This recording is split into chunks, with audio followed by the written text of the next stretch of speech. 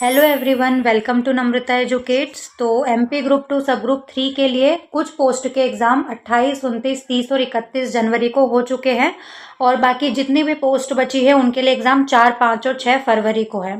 ठीक है, तो आज एग्ज़ाम एनालिसिस देखेंगे कि 28, 29, 30, 31 इन 4 दिनों में जितने भी पेपर हुए हैं, जितनी भी पोस्ट के लिए किस टाइप का पेपर आया था, किस टाइप के क्वेश्चन पूछे गए थे, तो पेपर रिव्यू करेंगे इस वीडियो में।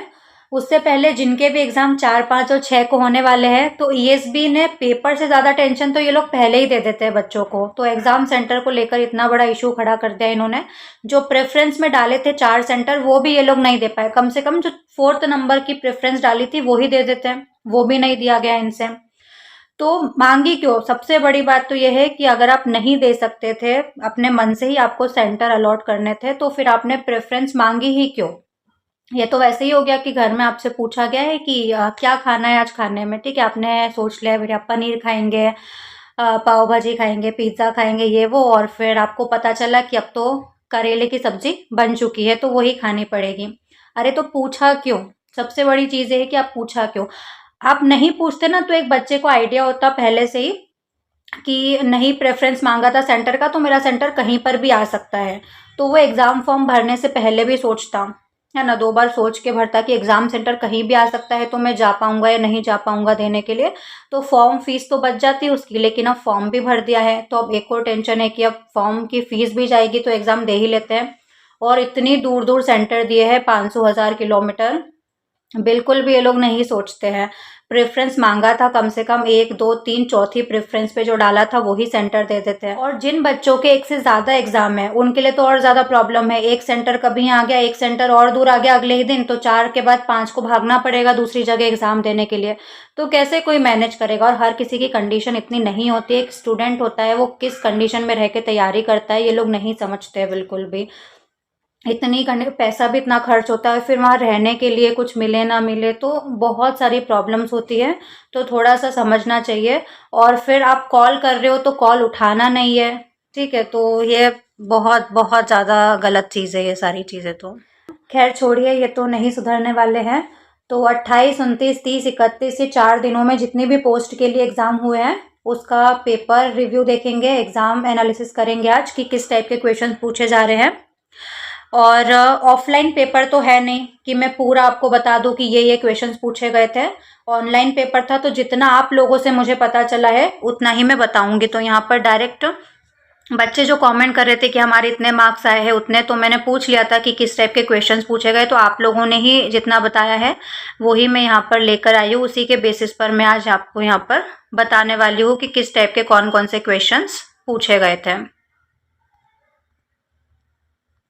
ठीक है, मन से कुछ भी नहीं है, आप लोगों ने जो बताया है वही है। और फिर होता क्या है कि 200 क्वेश्चन पूरे मिक्स आ रहे हैं। ऐसा नहीं है कि पार्ट ए 100 क्वेश्चन अलग आ गए, सेक्शन बी, पार्ट बी पूरा 100 क्वेश्चन अलग है, पूरे 200 क्वेश्चन मिक्स है। तो एक बच्चा एग्जाम देके एग्जॉस्ट हो जाता है पूरी तरह से, तो इतना याद भी नहीं रहता है कि किस टाइप के क्वेश्चन कौन से सेक्शन से कितने क्वेश्चन पूछे गए थे। फिर भी जितना बताया गया है उसके बेसिस पर मैं आपको बता दूंगी।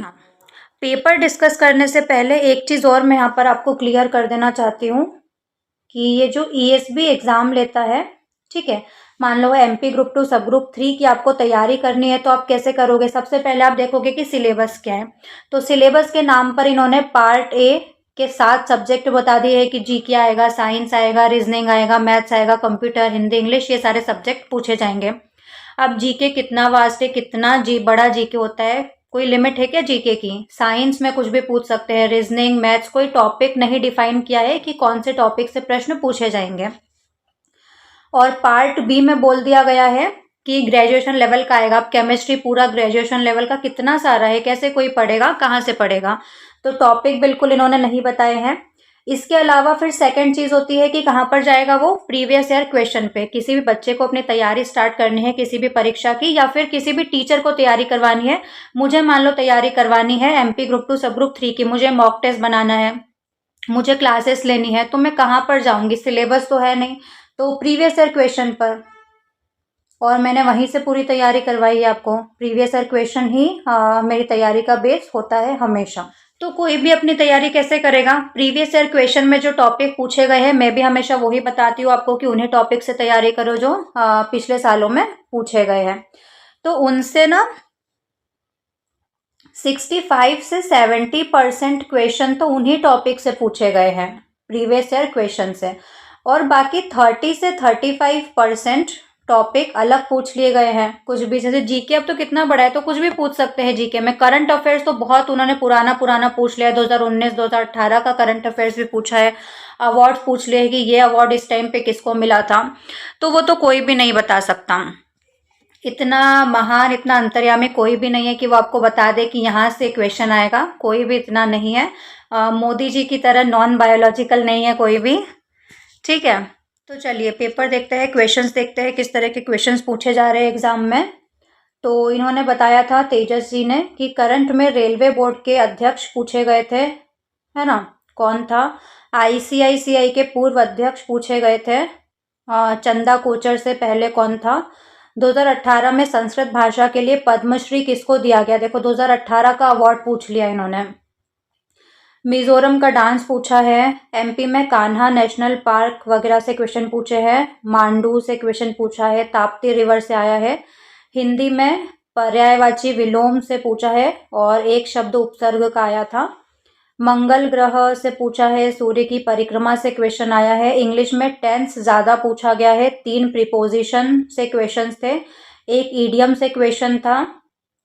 मैथ्स रीजनिंग नॉर्मल था, कुछ क्वेश्चन हार्ड थे।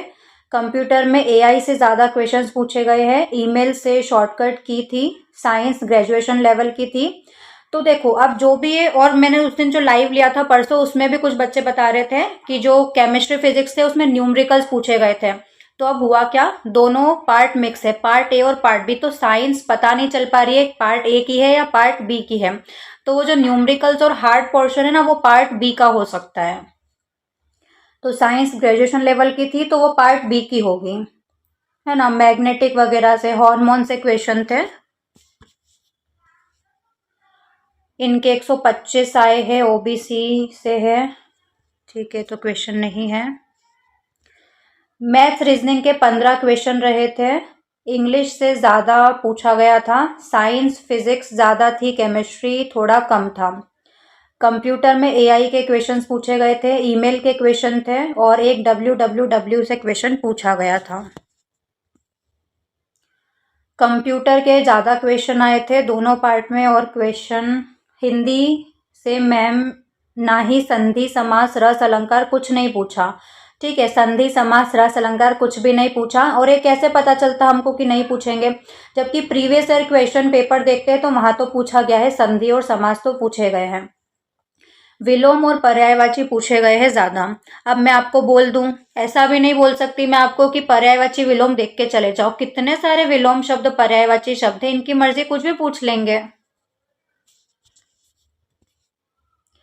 बहुत सारे क्वेश्चन कैसे बताओ, आईसीआईसीआई के चेयरमैन पूछे गए थे, एमपी के थे रिवर्स से।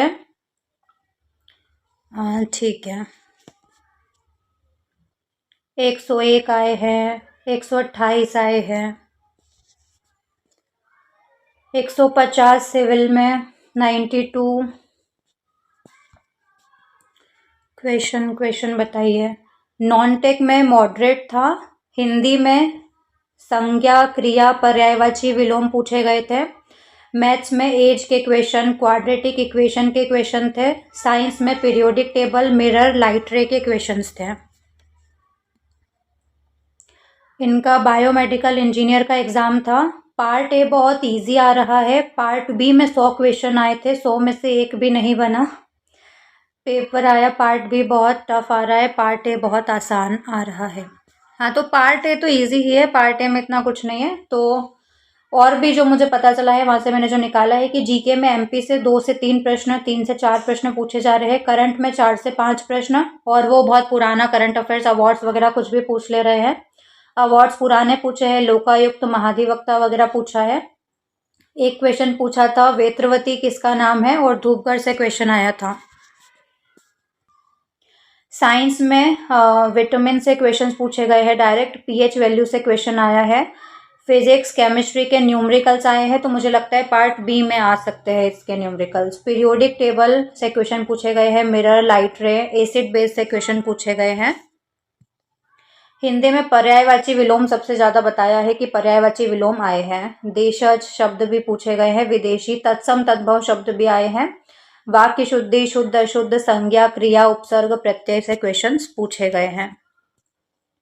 इंग्लिश में एरर के क्वेश्चन है, सब्जेक्ट वर्ब एग्रीमेंट के, प्रीपोजिशंस पूछे गए हैं, सिनोनियम और ईडियम वगैरह से क्वेश्चंस पूछे जा रहे हैं। मैथ्स, अरिथमेटिक मैथ्स पूछी जा रही है, कैलकुलेटिव मैथ्स है, प्रॉफिट लॉस, कंपाउंड इंटरेस्ट वगैरह के question, quadratic equation, train distance के क्वेश्चंस। रीजनिंग में सिटिंग अरेंजमेंट, सीरीज के क्वेश्चन और कोडिंग, डिकोडिंग और ब्लड रिलेशन के क्वेश्चंस पूछे जा रहे हैं। कंप्यूटर में एआई से ज़्यादा क्वेश्चंस पूछे जा रहे हैं, सोशल मीडिया वगैरह के क्वेश्चन से, ईमेल से, हैकिंग से, इनपुट आउटपुट डिवाइसेस से क्वेश्चंस पूछे जा रहे हैं। और ये वो है जो आप लोगों ने बताया है, इसके अलावा भी और क्वेश्चंस पूछे गए होंगे, बट ऑनलाइन पेपर था तो इतने अच्छे से नहीं बता पाते हैं ना कोई भी कि क्या पूछा जा रहा है क्या नहीं पूछा जा रहा है। तो जो भी बताया गया है उसके बेसिस पर तो इस तरह के क्वेश्चंस पूछे जा रहे हैं। तो अब जिनके भी एग्ज़ाम 4, 5, 6 को है तो इन टॉपिक्स को एक बार देख के जा सकते हैं जो ज़्यादा पूछे जा रहे हैं। इसके अलावा और मैंने यहाँ पर कुछ लिखे थे टॉपिक्स, जैसे जो एई का एग्ज़ाम हुआ था इंजीनियरिंग वालों का, उसमें उन्होंने बताया था पार्ट बी में इरिगेशन, कंक्रीट और हाइड्रोलॉजी से क्वेश्चंस पूछे गए थे। खैर वो तो क्या ही काम आएंगे अब। बाकी नॉन टेक वाला जो पार्ट था उसमें हिंदी में विलोम पर्यायवाची बहुत पूछे जा रहे हैं। आईसीआईसीआई के चेयरमैन इन्होंने लिखवाया था। मैथ्स रीजनिंग के 15 क्वेश्चन, इंग्लिश ज़्यादा पूछा गया था इनके, इसमें फिजिक्स ज़्यादा पूछा गया था। कंप्यूटर में एआई, ईमेल, www से क्वेश्चंस पूछे गए थे। तो वही सब चीज़ें लिखी हैं।